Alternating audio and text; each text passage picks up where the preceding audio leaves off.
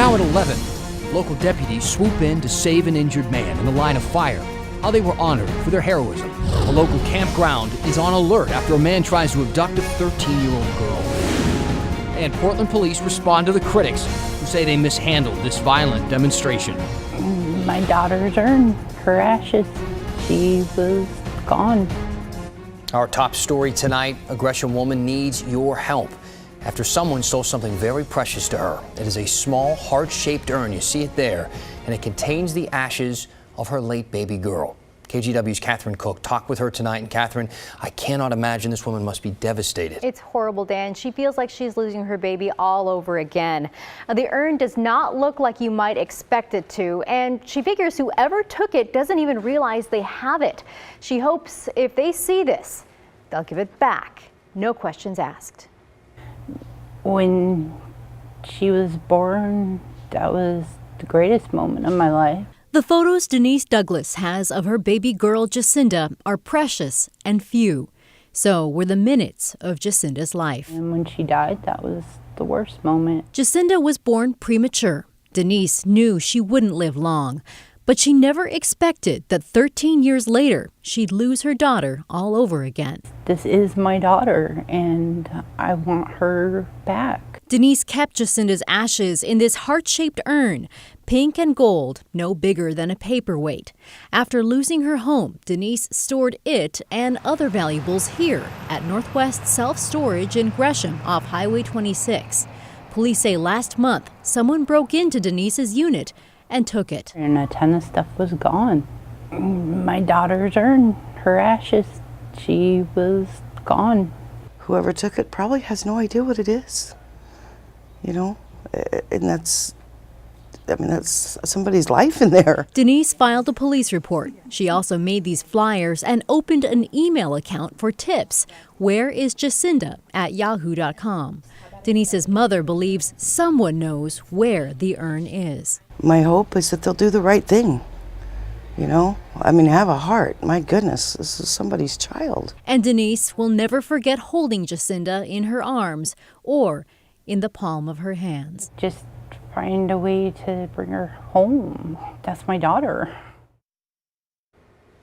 If you have any information on this case, you're asked to call Gresham Police. We've also posted the case number and Denise's tip email on KGW.com.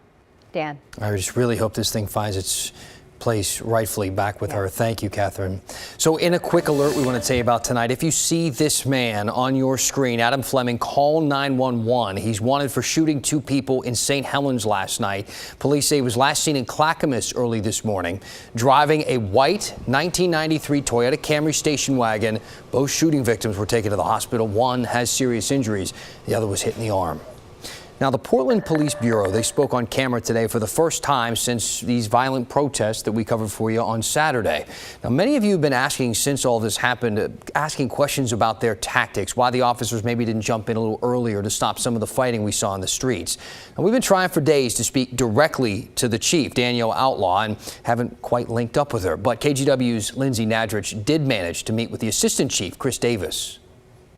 We've asked to talk to Chief Outlaw since Saturday, and repeatedly we were told she wasn't available. She did speak with other media today, but Portland police gave media a 24-minute heads up in a tweet.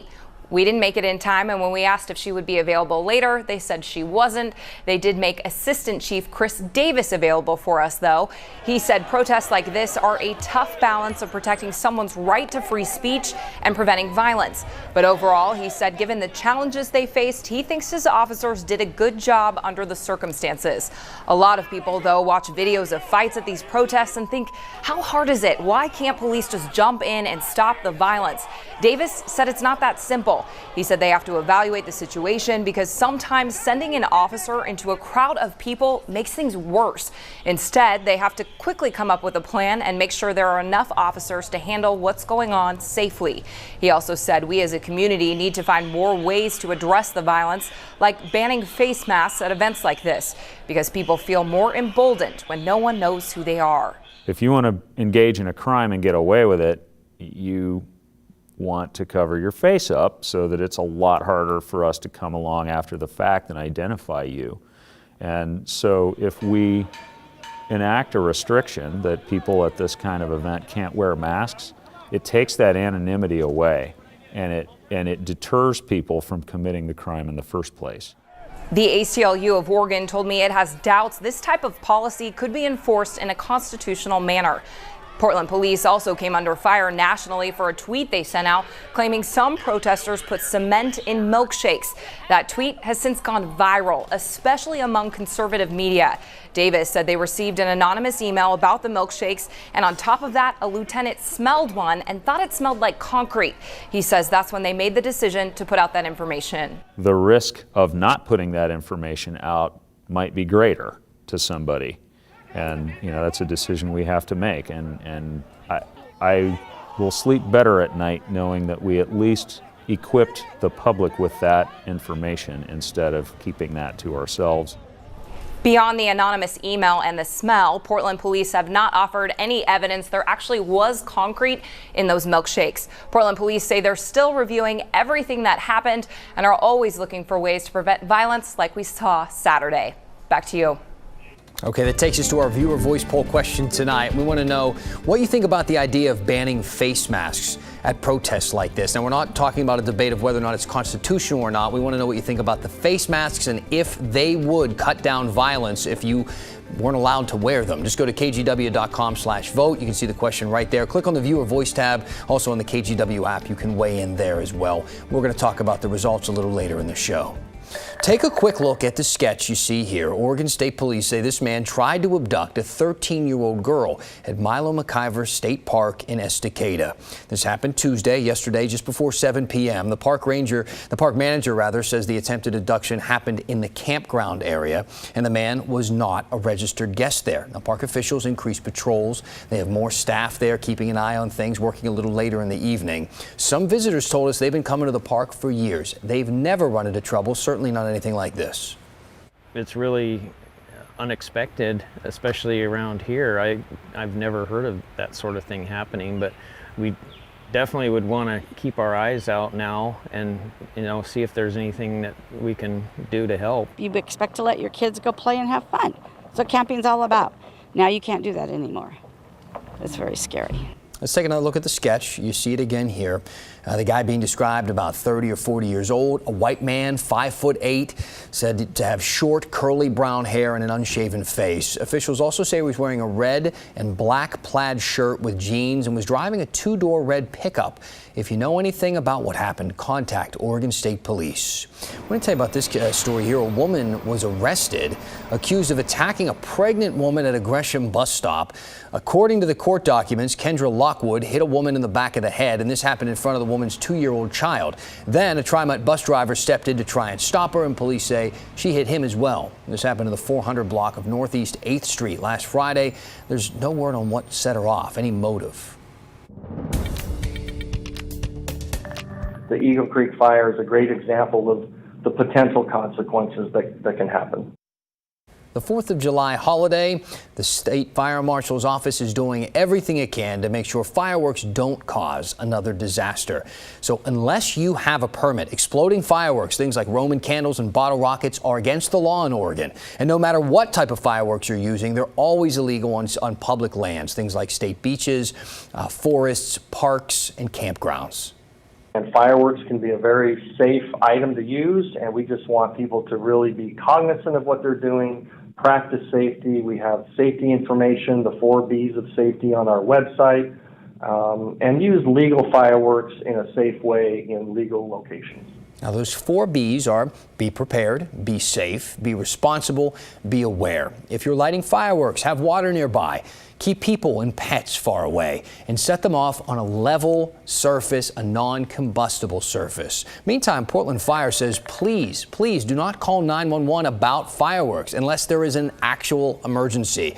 If something's on fire, for example. Other than that, if you're just hearing fireworks, don't call that in. The 911 call center gets thousands of calls a day normally, and on the 4th of July, they get about 1,000 additional calls just about fireworks alone. They say those calls tie up resources that would be better used for life-saving help.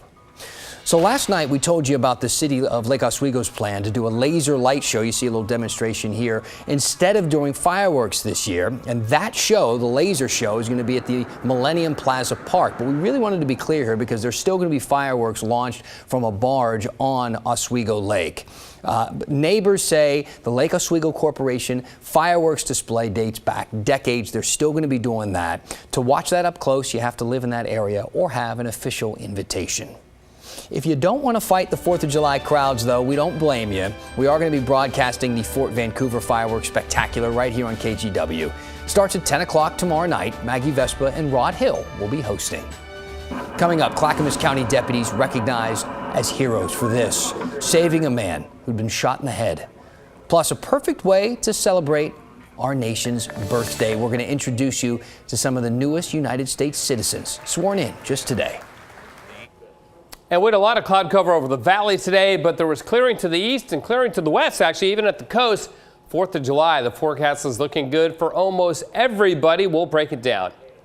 I know we're a long way from the school year, guys, but the KGW school supply drive starts now. It's almost here. It's not too early to start thinking about next school year and all those students, getting them ready for the first day of school with all the supplies that they need.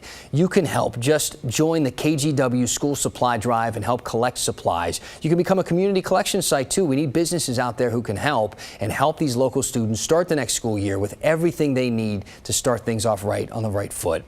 Visit kgw.com/supply to sign up.